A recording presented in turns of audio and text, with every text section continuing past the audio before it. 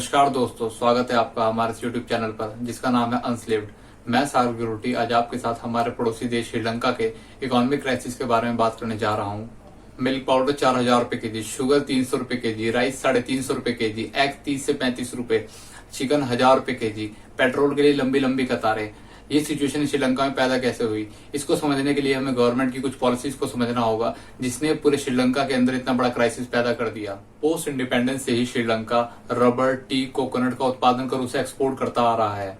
Sri Lanka British rule के time से जो क्रॉपिंग पैटर्न चला आ रहा था उसे उसने इंडिपेंडेंस के बाद भी फॉलो करता रहा और उसमें कोई भी किसी तरीके का ड्रास्टिक चेंज नहीं किया।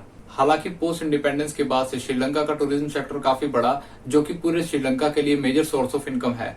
लेकिन 2019 में हुई ईस्टर्न बॉम्बिंग ने, जिसमें चर्च और होटल्स को निशाना बनाया गया था, श्रीलंका के पूरे टूरिज्म सेक्टर को हिट किया और बची कुची कसर 2020 में कोविड पैंडेमिक ने पूरी करी, जहां पर सरकार को पूरे देश में लॉकडाउन लगाना पड़ा और पूरा टूरिज्म सेक्टर कोलैप्स कर गया, जिससे फॉरेन रिजर्व पर बहुत बड़ा प्रभाव पड़ा।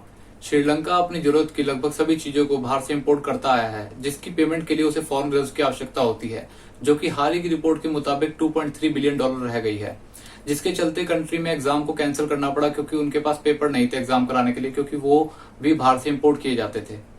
श्रीलंका में ब्रिटिश रूल के क्रॉपिंग पैटर्न को फॉलो करने की वजह से उन्हें अदर क्रॉप्स को इंपोर्ट करना पड़ता था, जिसकी पेमेंट के लिए फॉरेन रिजर्व की आवश्यकता होती थी और यहीं इनका रबर, टी और कोकोनट के एक्सपोर्ट में भारी कमी आई थी, जिसकी वजह से पूरा बैलेंस ऑफ पेमेंट बिगड़ चुका था। इसके बाद नवंबर 2019 में श्रीलंका में नई सरकार बनी और उन्होंने अपने एक चुनावी कैंपेन में ये वादा किया था कि जब वह सरकार में आएंगे तो वह टैक्स रेट्स को कम कर देंगे। जिसके बाद सरकार में आते ही उन्होंने वैट को, वैल्यू एडेड टैक्स को 15% से 8% कर दिया, जिससे सरकारी खजाने पे बहुत बड़ा असर पड़ा। सिचुएशन तो और खराब तब हुई जब श्रीलंका के प्रेसिडेंट ने रातों रात 100% बैन लगा दिया फर्टिलाइजर के इम्पोर्ट पर। उनका कहना था कि वे अपने देश को 100% ऑर्गेनिक फार्मिंग की ओर ले जाना चाहते हैं और वे चाहते हैं कि जो फॉरेन रिजर्व पर इंपोर्ट करने से असर पड़ता है उसको कम किया जा सके। लेकिन हुआ इसका उल्टा ही। खराब क्रॉपिंग पैटर्न की वजह से जहां सरकार को पहले ही अदर क्रॉप्स को इंपोर्ट करना पड़ता था, फर्टिलाइजर के इंपोर्ट पर 100% बैन से एग्रीकल्चर सेक्टर का एक्सपोर्ट पूरी तरीके से खत्म होने लगा, जिससे फॉरेन रिजर्व पर नेगेटिव इम्पैक्ट पड़ा और जो क्रॉप बाहर से मंगवाते थे उनकी पेमेंट के लिए सरकार के पास कोई बजट नहीं था। Due to this policy Sri Lanka में हालात बद से बदतर हो गए।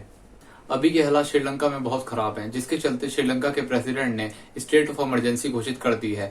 अभी जिस टाइम हम ये वीडियो रिकॉर्ड कर रहे हैं वहां पे 36 घंटे का कर्फ्यू लगा दिया गया है, जिसमें सरकार के खिलाफ प्रोटेस्ट, दंगा भड़काने जैसी किसी साजिशों को नाकाम करने के लिए ऐसा कदम उठाया गया है।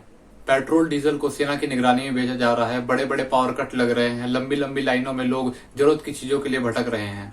हालांकि इंडिया की ओर से लाइन ऑफ क्रेडिट के रूप में $1 बिलियन की आर्थिक सहायता दी गई है और साथ ही चावल और अन्य जरूरतों के सामान की आपूर्ति की जा रही है। 22 मिलियन की आबादी वाला एक छोटा सा देश अपने इतिहास के सबसे बड़े क्राइसिस से गुजर रहा है, जिसकी वजह गवर्नमेंट पॉलिसीज और गवर्नमेंट के द्वारा लिए गए डिसीजंस हैं।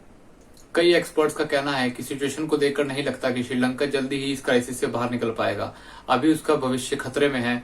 देखते हैं आगे क्या होता है। Thank you.